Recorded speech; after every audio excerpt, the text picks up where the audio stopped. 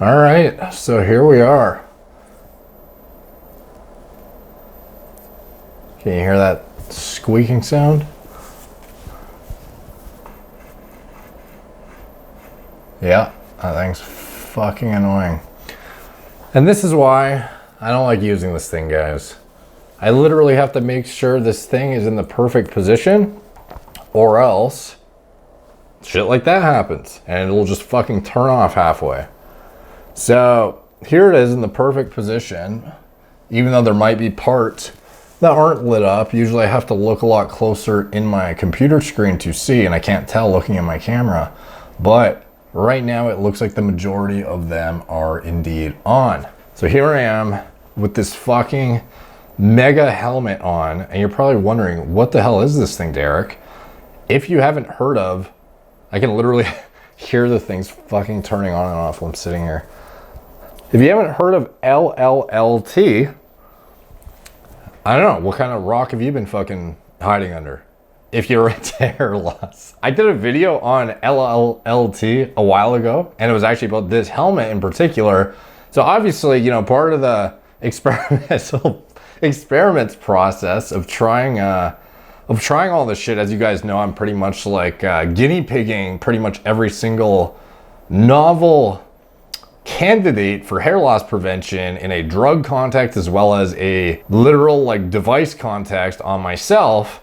And obviously I had to put myself through the ringer and see if LLLT made a difference using the most insane version of the device possible. So there's all these like really commercial devices, like ones you've probably seen advertised by, you know, like influencers and shit who actually don't know anything about hair loss, like Blue Man. But anyways, the amount of diodes on those things are subpar. This is literally a custom helmet designed by a guy who sits in his garage and makes these from scratch and fits as many high quality diodes in it, doing it himself with like by hand, not outsourcing it to some fucking mass producing manufacturer. He literally custom makes these helmets from scratch, and this is the most top tier high end version of that custom device. And as you can see, this thing's like about to fall off my fucking head, it's so heavy. No expense was spared in the creation of this device, and it cost, I don't remember, it was like $1,600 or something like that. So yeah, anyways, as far as what it does exactly and how well it works, I've discussed this at, I guess like not at length, but as much length as needed to be discussed in my past LLLT videos. Getting into the efficacy purely, and you guys are probably wondering why the fuck I'm still wearing this, but I mean, I thought it might be entertaining for me to just like chill with the thing on my fucking on my head while I do the video, because there was a few people that were like, dude, you should do a video with it on. So I was like, okay, let's see what happens. So anyways, as far as how well it works, it's a hassle, I'll tell you right now, especially because for me, I have to literally see in there's like fucking hundreds of diodes like out right now. And when you move the wires around, oh, there you go. Now the fucking half my head just lit up like a Christmas tree again. So like this shit happens constantly, and you'll literally be trying to use the thing even while I'm working, and then all of a sudden I'll like literally, like I have to try and hear when they turn out, because when I'm working, it's not like I have a thing to see. I don't look in a mirror while I'm fucking on the computer. So I have to just like totally occupy my mind with thinking, are the diodes out or not, when I'm fucking trying to use the thing. Like, look at this shit. It's fucking, god damn it, dude. Like in the camera, it literally probably looks like my head is like a Christmas tree, like going on and off. It's not supposed to be like this. It's supposed to just consistently be on. And it's been like this since I got the thing, unfortunately. So obviously this is like a mechanical issue and doesn't really represent, like the review will be based on, let's just assume this thing was like lit up fully. Cause like on the left side, it basically is always fully lit up. And on the right, even when I did use it very consistently, as much as I was supposed to, which was for 20 minutes every other day, I would literally like stare at it in the fucking mirror and like make sure if it turned out, I would like go tweak the wires to make sure it like fully lit up properly again. So I did it properly for several months. Did I notice anything substantial? I think it actually made my hair grow quicker, which is not necessarily super helpful. Like I think When you actually get into like the hair counts, it can increase like by whatever, like the metrics they actually use to gauge how efficacious this is relative to other like actual drugs and whatnot. The amount of hairs you gain from using LLLT is not overly significant, even in the clinical studies that are trying to be as favorable as possible, even like being held by the companies who market this shit. In addition, how cumbersome is this thing? Especially if you're somebody who styles your hair, having to drop this thing on your head every other day for 20 minutes and then potentially like totally fuck your hair for that day. You know, it's in addition, just like the fact that you have to monitor it, like the commercial devices, presumably you don't have to monitor it like you do with this custom one that literally has wires like sticking all over the place. But even if you had it fully lit up, the 20 minutes every other day, you did it 100% properly, I think at most you're gonna get like, I don't know, like 5 to 10% of a benefit.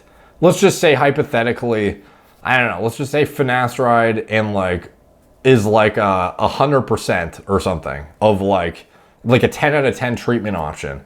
What is the LLLT? I would say it's like a 2 out of 10 maybe. It doesn't not work, but to the amount it works, it's not convenient whatsoever. It's very cost prohibitive.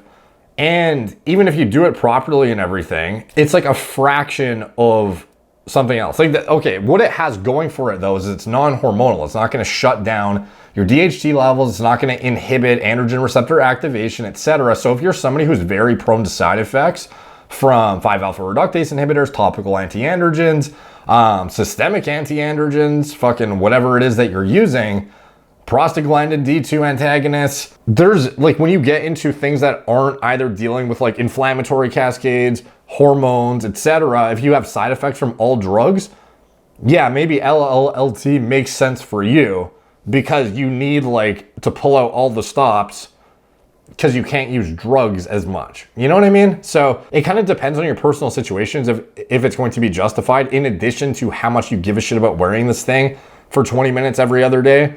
And you know, if that amount of time investment as well as the results you can get out of it are really worth the extra, I don't know, like 5% you might get. Like I think it's like a 2 to 3 out of 10 like treatment option. For some people, they actually respond better than others. Like for me, it's kind of like it's negligible. Like you guys know how much I give a shit about this stuff. So if I literally have this thing right beside my computer and I'm not even using it, like I think that speaks for itself how useful I think it is. You know what I mean? Like obviously if it worked super fucking well, I would be using this thing like clockwork. I would literally stare in the mirror and make sure all the fucking things were on fully, and I would do it religiously like I was going to get fucking killed if I didn't do it on a regular basis. So yeah, the fact that it literally sits here beside me, even though I have it and I spent almost $2,000 on it, just goes to show kind of like my impression of how useful I think it is for my own personal protocol. So again though, if you're somebody who doesn't respond well to hormonal intervention, it could very well be justified. Or if you're somebody who has a lot of money to throw around and this is not a big deal and you don't care about wasting 20 minutes every other day, you know, like maybe it might make sense. But what I can say is make sure that you get a device with enough diodes if you do get one, because most of the commercially available ones are kind of garbage from what I can tell. And they are priced heavily above what they should be for what you're getting. And a lot of their inflated price tag, I feel like, is sort of based on their aggressive marketing, which should otherwise be put into making a more effective product. Because at the end of the day, like when I was looking into what to buy, there's a reason I got this one. You know what I mean? Like I didn't look at the cookie cutter ones that have literally like 1/4 of the diodes. I wanted to get the best one. So if you're gonna get one, get a high quality one. Yeah, how well does it work? It's kind of like, for some people, those who respond poorly to hormonal intervention or have side effects, like more specifically, people who do have side effects and can't really leverage the hormonal intervention significantly, or those who just, I guess like for women, it might be effective too because they have less like, it's typically less of like an androgen driven problem for them, at least in some circumstances. It's kind of hard to say, but frankly, I don't think for 9 out of 10 guys, it's probably not going to be a critical component of your protocol. Is it going to hurt your protocol at all? No. In fact, it could only possibly add to it, in my opinion. So it's, if you're going to do it, like, you're only going to get better results from what you currently have. It's just, are they going to be significant? Not really, in my opinion. For some people, they are, though. I actually have close friends who do this thing religiously, and they like swear by it that it makes like a sizable enough difference to justify it. And these are guys that are actually like, I respect in like this community of individuals who's like trying to figure all this shit out. Like, they're guys who actually like know what they're talking about and know how to gauge this shit. But a lot of those guys too are guys who are really prone to side effects from the hormonal intervention and have to kind of like defer to some of these less intense things and like eke out extra boosts in like growth stimulants and whatnot to kind of like offset what they can't use in aggressive like anti-androgen 5-alpha reduction context, if that makes sense. So is it worth it? Depends on you personally. It might be, but I feel like for the majority of people, probably not. So take from that what you will. Thank you guys for watching. Please like, subscribe, check out my blog, moreplates.com. Follow me on Instagram at moreplates_more_dates. Look at this fucking thing. Like, turn on, dude. Stay on, you fucking... I literally look like a robot right now whose like brain is like calculating something. But no, I'm just trying to turn on my fucking helmet here, and it's not staying on. It's not staying on, motherfucker. Check out my Instagram, at moreplates_more_dates, Facebook, Snapchat, BitChute, Twitter, TikTok, Apple Podcasts. If you want to support the channel, you can check out anything I'm associated with in the video description down below. My TRT clinic, as well as the pharma-grade hair loss medications I personally use, as well as Gorilla Mind nootropics and Gorilla Mode pre-workout formulas I designed from scratch myself. And anything else I am associated with, it's all in the video description below. So thank you guys for watching. Talk to you soon.